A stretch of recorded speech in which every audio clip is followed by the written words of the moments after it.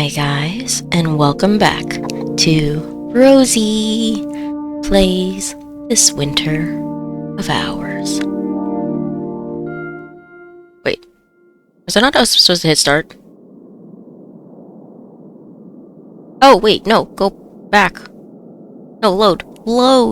I don't want to restart, I want to load this one. Yes, I'm going to load this one. Days turn to weeks, and the two are inseparable. Delia knows the beauty she surrounds herself with every day, the beauty that she's been less hesitantly calling her home, is all thanks to Lux. Lux has brought beauty into her life, and while Lux may not admit it, something tells Delia that she may have brought something of her own into Lux's life. How have you never... wrong voice. How have you never heard of snow angels before? Lux just shrugs as I lay on the snow and continue waving my arms and legs in place. Aren't you cold down there? A little. Bet it stings. A little. But it's fun. Well, get your fun in. We have to get going soon. Before she can finish her sentence, a torrent of snow is dumped off the over-encumbered branch that was above her, which, of course, smacks her right in the face. Does it sting? I'm sorry, was that mean? Lux says nothing, instead pulling her arm back and... so she knows what snowballs are. Get back here. No way. I get up from my snow angel spot and race after Lux, snowball in hand. For a few fleeting moments, we forget about our march or the Lord. All we cared about was flinging snow at each other. Take this. Oh yeah? Counterattack. Wah! Take that! Before I know it, I've tripped over myself and I'm now on top of Lux. We're awfully close. So naturally, I throw a bit of snow onto her face. Hey! Counterattack! You'll pay for that. Lux pulls her arm back again, and... Whoa. Oh, day 31, the white world and us? Wait, what? The wind howls as snow slices at our skin. Another blizzard has come out of nowhere, filling the forest with an icy chaos. I can't make out anything in the distance. Apart from the occasional tree we pass by, it's just Lux and I, drifting through a white world. While a sudden shift in weather caught me off guard, and being pelted by all this snow hurts a lot more than a small sting. I'm strangely calm. Time and time again through our days, we've been in harm's way, but every time we make it out. Deep down, I know, if I just keep hold of Lux's hand, we'll be safe. She turns to face me and mouths something. I can't hear her over the wind, but she speeds up, so I do too. Finally, I see it.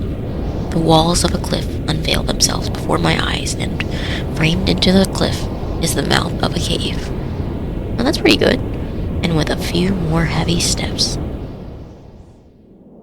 now we get to be cave people. I stifle the urge to cheer until we make sure we're alone. But when the coast, or cave in this case, is confirmed clear... Yes! I can't believe that we'd come across a place like this. The cave makes for a beautiful home. Deep enough to keep us safe from the elements, but small enough that we don't have to worry about something sneaking around in some cave system unbeknownst to us. I caught a glimpse of it, but I wasn't sure if my eyes were playing tricks on me. Lux exhales before sprawling out on the floor. Leading the way must have taken a lot out of her. I'll grab the tarp.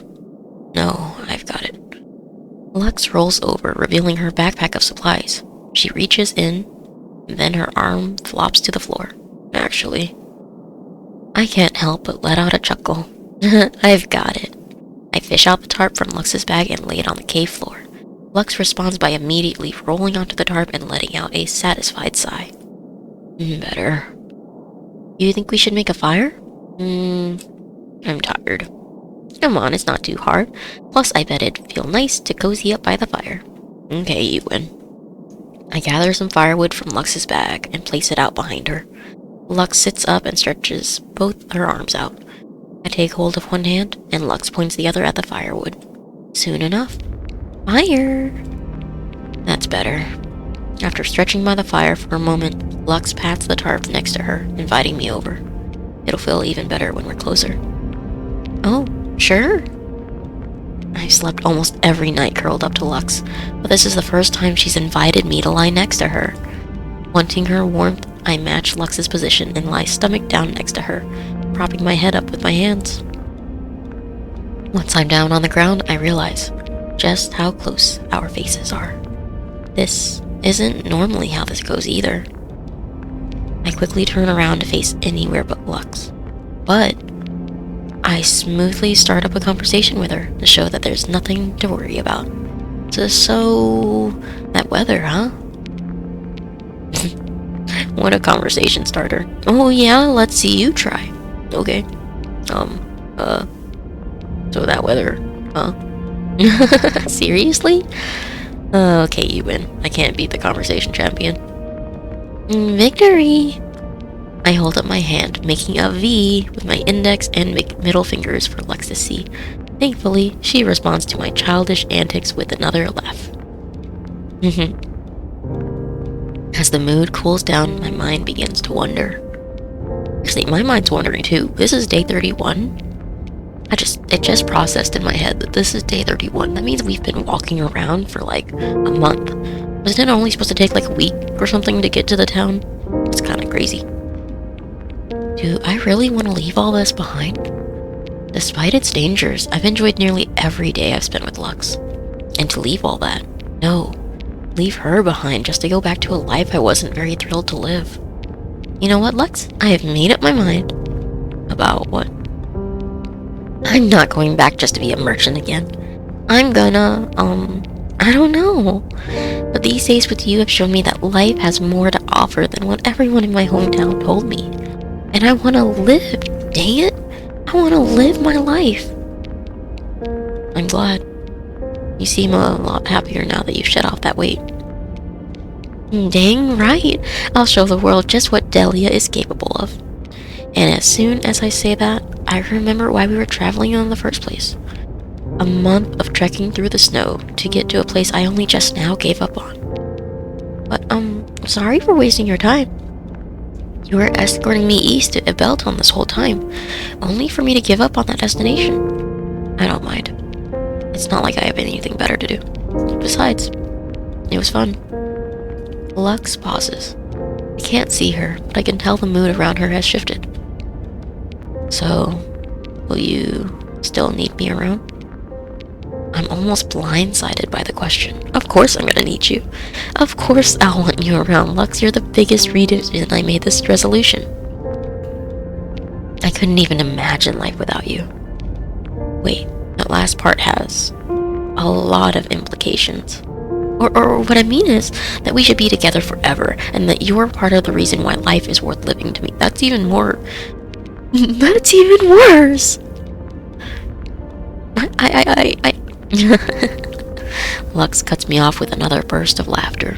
It takes a while for her to calm down, but she eventually does, wiping tears from her eyes as she does so.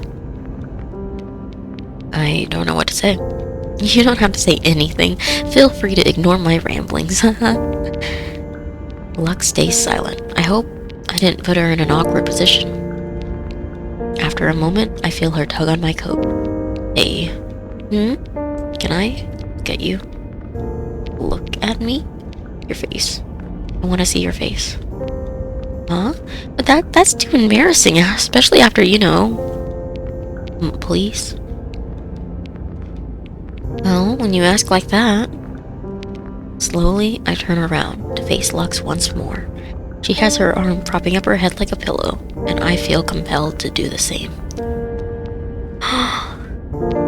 Oh, look at this. Look at us. Well, look at Lux. Once I match Lux's pose, we lock eyes. Her eyes are so pretty. Like, really. I've never gazed into Lux's eyes like this before. Is she doing the same?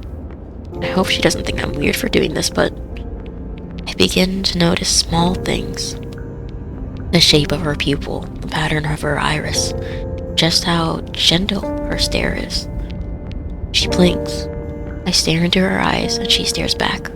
I blink. My self-consciousness melts away. This feels right. Neither woman had the words to describe the sensation arresting them both at this moment. It went beyond mere companionship, beyond a sense of belonging. A sensation that many spend their lives, their entire lives, dreaming about. It wasn't something either had given much thought of until now. No, they were still not giving it much thought. For in that moment, with the frigid white storm raging outside their humble abode, warmth poured out from every fiber of their beings, effortlessly, like this was always how things were meant to be. Delia extends her hand, and Lux takes it, fingers interlocking, palms pressed together. The two stare in awe at each other's hands for a moment. A simple action they had taken for granted in their journey has suddenly found itself with a new, more intimate context. Wordlessly, they stare at their hands, into each other's eyes, their hair, their smiles. They had never taken it any farther with anyone before, but tonight, that was okay. What was already in front of them has already brought them indescribable amounts of joy, comfort, and something else. Love? As night falls, the two take in each other's breath, each other's heartbeat, hoping, praying that this moment would never end. You know, that kind of feels ominous now. Is that just me? Do you also feel ominous right now? I think I love her. Are they gonna confess soon? That's ominous looking. Oh no, red is ominous. I can hear voices shouting in the distance. Voice 1? Where did they go? Find the little bastards. They couldn't have gone far. The echoes of footsteps surround us. She holds me close. I'll be okay. It'll be okay. You'll make it out of this, I promise. Voice 3. I found something. Little effers are hiding nearby. Wow, the language just shifted. Flush them out. Suddenly, I hear flames gushing out around me. They can't light the snow on fire, but the voices want us to burn. She takes a deep breath, then another, then another. Lux. She is a cat girl. Lux? Question mark? Stay here. Don't go outside. I beg her to stay. Don't cry. It doesn't matter that you won't see me again, because you'll live on. I protest. I want to. I said, don't go outside.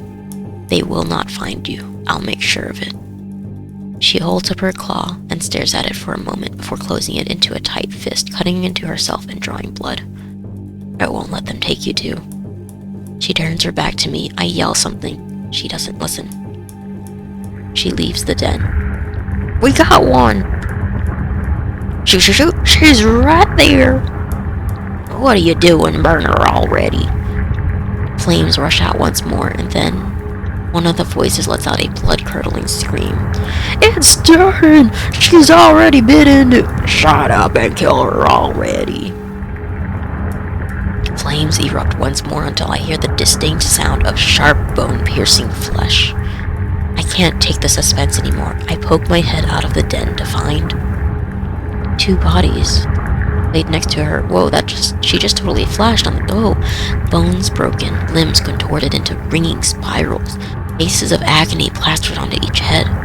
They both bled from the same place, bite marks to the neck. Each body was missing a piece of flesh there. There was someone across from what was her. He was shaking, a fire spell barely maintained in his hand. You! I won't let you kill anyone else, monster! She roars. She lunges forward and slashes his fiery arm clean off. He yells, then she slits open his stomach with another savage swing, and finally, she bites into his head. His skin grays as if his life was sucked out from his skull, and then he collapses. She twitches. She arches back in agony, yelling into the night. Then slowly, she straightens herself, then hunches over. Her breath is heavy, her eyes are empty, her mouth is foaming. It was no longer her. It was something else. I won't let you. I won't let you kill. Let you kill. The corpse of the man she just killed began to shrivel in front of her, arms and legs twisting, innards churning and bubbling out of their cauldron. It began taking the same shape as the other two bodies. The path between us stretched for an eternity, and yet I could still so clearly make it out at the end. The path was lined with mangled corpses of men, women, and children. What the? Some beheaded, some disemboweled, some fate all bitten into. It couldn't stop. It wouldn't stop. They had taken everything from it, so it will take everything from them. And at the end of it all, it turned to me. This wasn't her. It smiled. Rows of sharp, jagged, blood-soaked teeth, glazed eyes filled with sadistic pleasure, surrounded by mountains of corpses. Welcome home,